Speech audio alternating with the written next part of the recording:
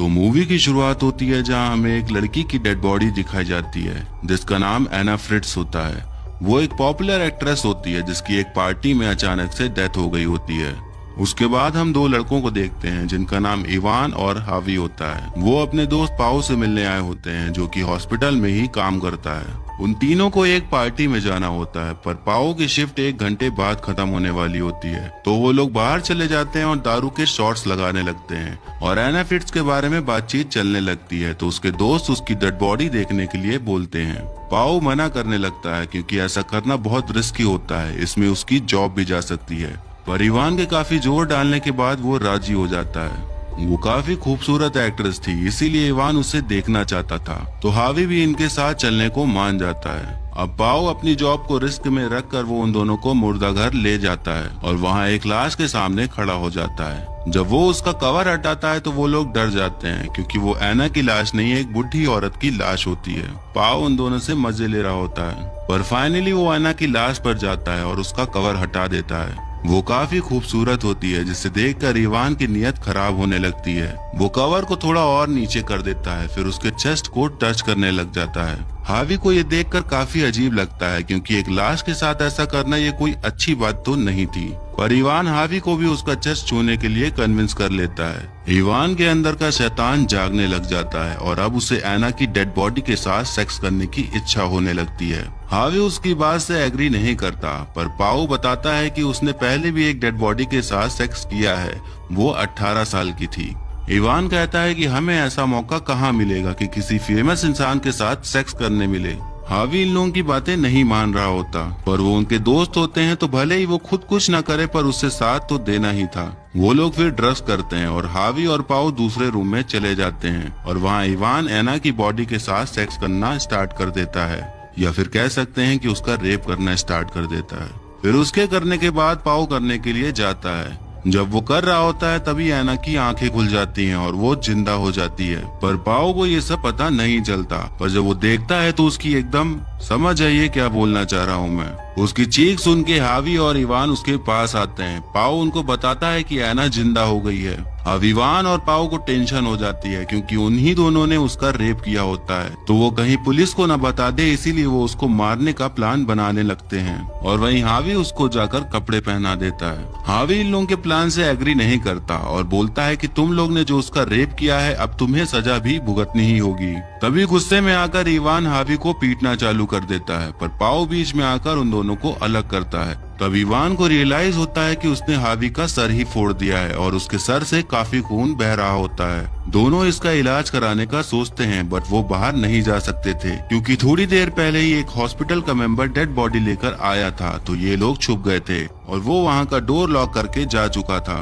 एना जिंदा तो हो गई थी पर उसकी बॉडी अभी भी पैरालाइज थी। अब पाओ और इवान हावी को दूसरे रूम में शिफ्ट करते हैं और एना को भी उसी रूम में ले आते हैं। वो हावी को होश में रखने की कोशिश कर रहे होते हैं और वहाँ फैला हुआ सारा खून साफ करते हैं। पाओ अपने कपड़े बदल लेता है, तभी वहाँ पर एक लड़का आ जाता है, तो एना चिल्लाने की कोशिश करती है पर इवान उसका मुंह बंद कर देता है और पाओ उसी लड़के के साथ चला जाता है। फिर हम देखते हैं कि हावी अब सांस नहीं ले रहा होता है। तब एना कहती है कि शायद वो मर चुका है। थोड़ी देर बाद पाओ वहाँ आ जाता है तो उसे भी पता चलता है कि हावी मर चुका है। पाओ रो रहा होता है तो इवान उससे कहता है कि ये बस एक एक्सीडेंट था, हमने कुछ भी नहीं किया है। तब एना कहती है कि तुम ही लोग ने ये सब कुछ किया है और इसकी सजा तुम्हें मिलेगी, तो इवान उसे अपना मुंह बंद रखने को कहता है। पाओ और इवान बाहर जाते हैं और इवान पाओ से कहता है कि अगर ये सब किसी को पता चला तो हमारी लाइफ खराब हो जाएगी, इसीलिए हमें हावी की डेड बॉडी को सेटल करना होगा और एना को मारना होगा। तभी एना अपने स्ट्रेचर से गिरकर हावी के डेड बॉडी के पास जाती है और उसका फोन निकालकर किसी को फोन लगाने लगती है, पर तभी इवान वहाँ आ जाता है और उससे फोन छीन लेता है। वो जब कॉल हिस्ट्री चेक करता है तो पता चलता है कि उसने किसी को कॉल लगाया था पर बात नहीं हो पाई। पाओ और इवान अब एना को कहीं और ले जा रहे होते हैं, तभी हावी का फोन बजने लगता है जो कि इवान के पास होता है। जैसे ही वो कॉल उठाता है तो एना फादर हेल्प मी चिल्लाने लगती है, पर तभी पाओ उसका मुंह बंद कर देता है। जब उस टाइम एना ने फोन लिया था तो उसने अपने फादर को कॉल मिलाया था, पर इवान उनसे कह देता है कि वो रॉन्ग नंबर है और गलती से मिल गया था। इवान फिर एना को जोर का थप्पड़ मारता है और कहता है कि तुम कुछ टाइम पहले लाश ही थी, अब फिर से लाश ही बनने वाली हो। इतना कहकर वो बाहर कंटेनर लाने चला जाता है हावी की लाश को ठिकाने लगाने के लिए, और यहीं पाओ एना के हाथ पैर बांधने लगता है। तब एना पाओ से कहती है कि तुम्हें इवान की बात मानने की जरूरत नहीं है, उसी ने ही हावी का खून किया है और एक नंबर का झूठा आदमी है। बट पाओ उसकी बातों को नहीं मानता।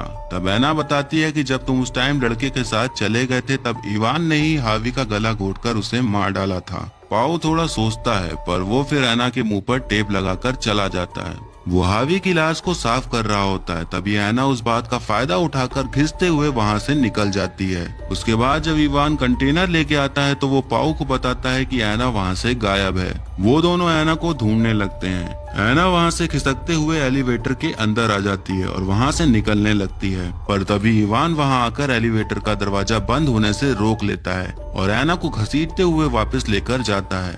पाओ इवान से पूछने लगता है कि क्या तुमने हावी को मारा था? तो वो कहता है कि हाँ, वो तो एक एक्सीडेंट था। पर पाओ कहता है कि नहीं, तुमने उसका गला दबाकर उसे मारा था। तब इवान थोड़ा हिचकिचाता है और पाओ से कहता है कि तुम एना की बातों पर यकीन करना बंद करो।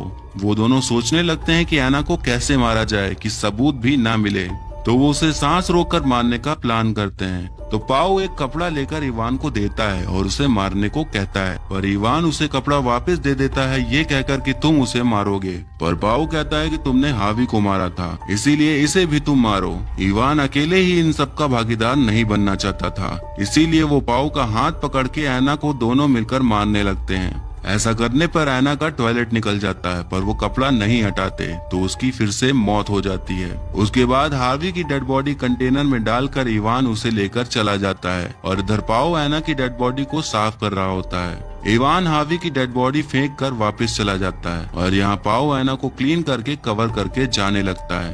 पाओ वहाँ से जब जाने लगता है तो वो आखिरी बार एना का कवर हटाता है। तब एना जिंदा होती है। तब हमें एक फ्लैशबैक दिखाया जाता है। जब एना और पाओ बातें कर रहे होते हैं तो एना ने उसे कन्विंस कर लिया होता है कि वो गलत नहीं है, जो भी किया है सब इवान ने किया है। तो जब वो दोनों उसे मार रहे होते हैं तो वो पहले से ही सांस रोककर मरने की एक्टिंग करने लगती है। अब वो एक्ट्रेस थी तो मरने का रोल काफी अच्छी तरीके से निभा रही थी।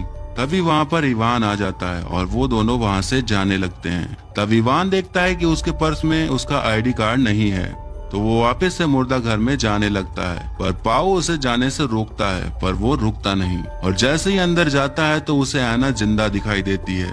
वो ये देखकर समझ जाता है कि पाओ उससे मिला हुआ है, तो वो पाओ का गला दबाने लगता है, पर उसने ऑलरेडी अपने एक फ्रेंड को मार दिया होता है तो वो उसे छोड़ देता है। लेकिन तभी एना इवान के गले में कैंची मार के उसका गला फाड़ देती है और वो कुछ ही देर में मर जाता है। पाओ कहता है कि हमें ऐसा नहीं करना चाहिए था, पर तभी एना उसको भी कैंची से मार मार के मार डालती है और वहीं पर बैठ जाती है।